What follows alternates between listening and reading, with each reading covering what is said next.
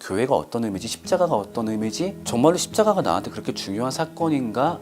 라고 생각해볼 기회가 없었어요. 사실은 진짜로 이게 나한테 감사한 일인가? 그 2000년 전에 발생했던, 중동에서 발생했던 한 남자의 죽음이 나하고 무슨 연관성이 있지? 거기에 대한 고민을 하게 해주는 역할을 좀 하고 싶어요. 안녕하세요. 저는 똥 싸면서 읽는 기독교 이야기의 저자 차성진입니다.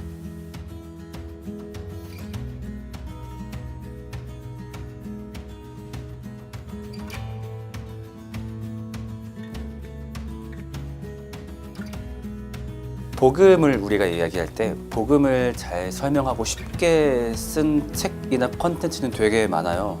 그래서 이제 이거를 잘 숙지하고 현장 가서 전해야지라고 생각을 했는데, 사역 현장에 갔더니 진짜 큰 문제가 있더라고요. 그건 뭐냐면은 애초에 복음에 관심이 없는 친구들한테는 답이 없는 거예요.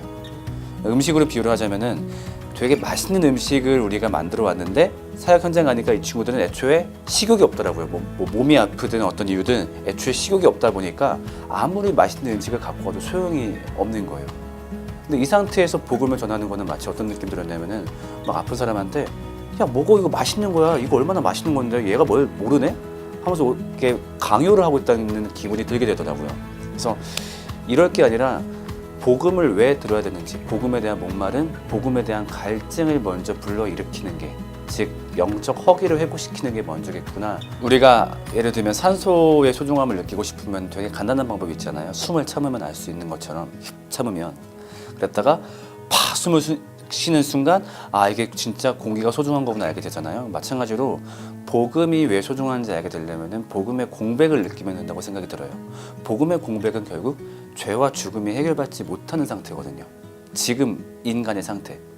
그렇다면 삶 속에서 우리가 잊고 살고 있지만, 막막해서 좀 아니면 좀 버려두고 살고 있었지만은 이 죄와 죽음의 문제가 사실은 우리 삶에서 얼마나 심각하고 얼마나 우리를 고통스럽게 만드는가, 이거를 상기시키면 되겠더라고요. 비그리스도인들이 그 행복이란 단어를 추구한다는 건 다 공감할 거예요. 그건 모두가 마찬가지겠죠.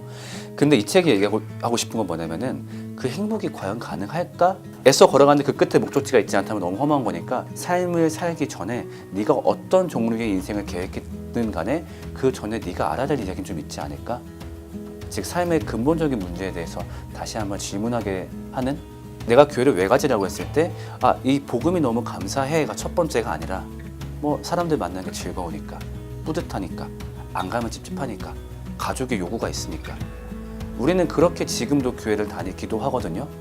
근데 그게 아니라 잠깐만, 우리 그거 아니잖아. 교회라는 곳의 첫 번째 이유는 십자가 복음에 대한 감사하는 자들이 모여서 그것에 합당한 삶을 살기로 결심하는 곳이 교회인데, 그렇다면 너한테 그 첫 번째 원동력이 십자가가 정말로 네 안에 있니?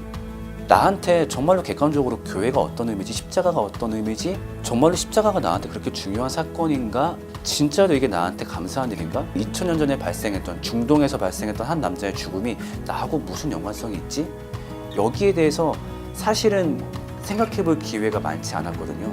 그렇기 때문에 거기에 대한 고민을 하게 해주는 역할을 좀 하고 싶어요. 그래서 이참에 한번 우리 그 질문으로 돌아가보자. 나는 정말로 죄와 죽음에 대한 해결을 알고 있는지, 인생의 가장 큰 문제라면은, 그렇다면 그걸 해결받은 인생의 가장 큰 기쁨이 과연 나에게 존재하는지, 이것을 한번 돌아볼 수 있지 않을까 생각을 합니다. 제가 지금 군목으로 있다 보니까 얘네가 이 책을 언제 읽으면 좋을까? 맞다, 똥 쌀 때 얘네가 읽을 게 없지, 그냥 그때 읽으면 되겠다. 그래서 그냥 되게 고민 안 하고 바로 나왔어요. 똥 싸면서 읽는 기독교 이야기. 근데 이렇게 컨셉을 잡다 보니까 추가적인 목표가 생기더라고요. 일단 쉬워야겠다. 그리고 심오한 내용을 다루되 부드럽게 읽히도록 해야 되겠다. 그래서 이제 최대한 일상의 언어를 쓰기도 하고 그림도 좀 많이 집어넣고 그렇게 하게 된 것 같아요.